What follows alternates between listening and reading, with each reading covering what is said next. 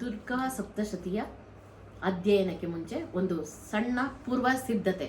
ಮೊದಲಿಗೆ ಓಂಕಾರ.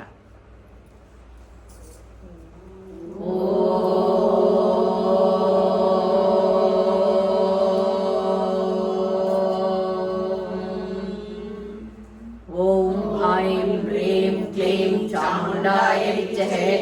ಓಂ ಐಂ ಹ್ರೀಂ ಕ್ಲೀಂ ಚಾಮುಂಡಾಯ ವಿದ್ಮಹೇ. ಓಂ ಐಂ ಹ್ರೀಂ ಕ್ಲೀಂ ಚಾಮುಂಡಾಯ ವಿದ್ಮಹೇ.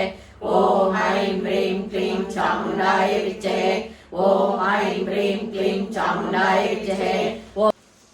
ಬಾಳ್ಗೆ ಭೂಮಂಡಲ, ಬಾಳ್ಗೆ ಸಮೃದ್ಧಿಯೊಂದಿಗೆ, ಗುರು ಬಾಳ್ಗೆ, ಗುರುವಿನದೇ ರಕ್ಷೆ, ಗುರು ಎಂದು ನಮ್ಮೊಂದಿಗೆ. ನಾವು ಕುಳಿತಿರುವ ಈ ಆವರಣವೆಲ್ಲವೂ ಒಳ್ಳೆಯ ದೈವಿಕ ಶಕ್ತಿಯಿಂದ ತುಂಬಲಿ. ದೈವಿಕ ಮಹಾಶಕ್ತಿಯು ದೇಹದಲ್ಲೂ ಪ್ರಾಣದಲ್ಲೂ ಅಲೆ ಅಲೆಯಾಗಿ ಹಾಯುವುದು.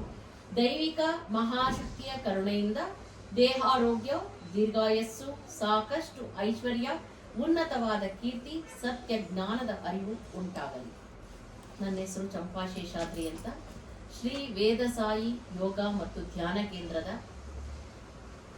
ತರಗತಿಯನ್ನ ನಡೆಸ್ತಾ ಬರ್ತಾ ಇದ್ದೀನಿ. 20 ವರ್ಷದಿಂದ ಕುಂಡಲಿನಿ ಯೋಗದಲ್ಲಿ ಪ್ರೊಫೆಸರ್ ಆಗಿ, reiki healer, pranic healer, meditation ಅಲ್ಲಿ PhD ಮಾಡಿಕೊಂಡು ಸಾಕಷ್ಟು ಜನರಿಗೆ ಸ್ಪಂದಿಸುತ್ತಾ ಮಾರ್ಗದರ್ಶನವನ್ನ ನೀಡುತ್ತಾ ನಮ್ಮ ವೇದಸಾಯಿ ಯೋಗ ಧ್ಯಾನ ಕೇಂದ್ರ ಈ ಸಂಸ್ಥೆ ತರಬೇತಿಯನ್ನ ನೀಡ್ತಾ ಇದೆ.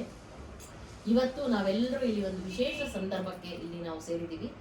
ಏನು ಅದರ ವಿಶೇಷತೆ ಅಂದ್ರೆ, ಅಖಂಡಕಾರ ಶಕ್ತಿಯಾದ, ಜಗನ್ಮಾತೆಯಾದ, ಆದಿ ಪರಾಶಕ್ತಿಯಾದ, ಸಕಲ ಚರಾಚರ ಜೀವರಾಶಿಗಳ ಅಣು ರೇಣು ತೃಣು ಕಾಷ್ಟಗಳಲ್ಲಿ, ಗ್ರಹ ಮಂಡಲಗಳಲ್ಲಿ ಇಡೀ ಬ್ರಹ್ಮಾಂಡವಾಗಿರುವ ತಾಯಿಯ ದುರ್ಗಾ ಸಪ್ತಶತಿ ಪಾರಾಯಣವನ್ನ ನಾವು ಇವತ್ತು ಮಾಡ್ತಾ ಇದ್ದೀವಿ. ದುರ್ಗಾ ಜಪವನ್ನ ಮಾಡ್ತಾ ಇದ್ದೀವಿ, ಕುಂಜಿಕಾ ಸ್ತೋತ್ರವನ್ನ ಓದ್ತಾ ಇದ್ದೀವಿ. ಆಮೇಲೆ ಕೆಲವೊಂದು ತಾಯಿಗೆ ನಮನವನ್ನು ಸಲ್ಲಿಸುವ ಕೆಲವೊಂದು ಹಾಡನ್ನು ಕೂಡ ನಾವು ಹಾಡ್ತಾ ಇದ್ದೀವಿ. ಸೊ ಹೀಗಾಗಿ ಎಲ್ಲರೂ ಅದರಲ್ಲಿ ಬಹಳ ಭಕ್ತಿ ಪೂರ್ವಕವಾಗಿ ನಾವು ನಮಿಸಿ ಇಡೀ ಲೋಕ ಕಲ್ಯಾಣಕ್ಕೆ ನಾವು ಇದನ್ನ ಒಂದು ಪ್ರಾರ್ಥನೆಯಾಗಿ ಸಲ್ಲಿಸ್ತಾ ಇದ್ದೀವಿ. ಪ್ರತಿಯೊಂದು ಕುಟುಂಬದಲ್ಲಿ ಒಂದು ಸಂತೋಷ, ನೆಮ್ಮದಿ, ಪ್ರೀತಿ, ಕರುಣೆ ಸದಾ ತುಂಬಿರ್ಲಿ ಅಂತ ನಾವು ಆ ತಾಯಿಯಲ್ಲಿ, ಭಗವತಿಯಲ್ಲಿ ಪ್ರಾರ್ಥಿಸುತ್ತಾ ನಮ್ಮ ಈ ಪ್ರಾರ್ಥನೆ ಮುಖಾಂತರ ಎಲ್ರಿಗೂ ಅವಳ ಆಶೀರ್ವಾದ ಸಿಗಲಿ ಅನ್ನೋದು ನಮ್ಮ ಅಪೇಕ್ಷೆಯಾಗಿ ಇದೆ.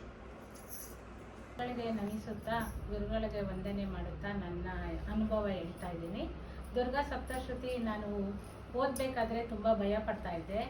ಅದು ಓದಬೇಕಾ ಓದಬಾರ್ದಾ ಅಂತ ತುಂಬ ಚಿಂತನೆಯಲ್ಲಿದ್ದೆ. ಆಗ ಮೇಡಮ್ ಏನಂದರು, ಅದೆಲ್ಲ ಓದ್ಬೋದು, ಪರವಾಗಿಲ್ಲ ಓದಿ ಅಂದರು.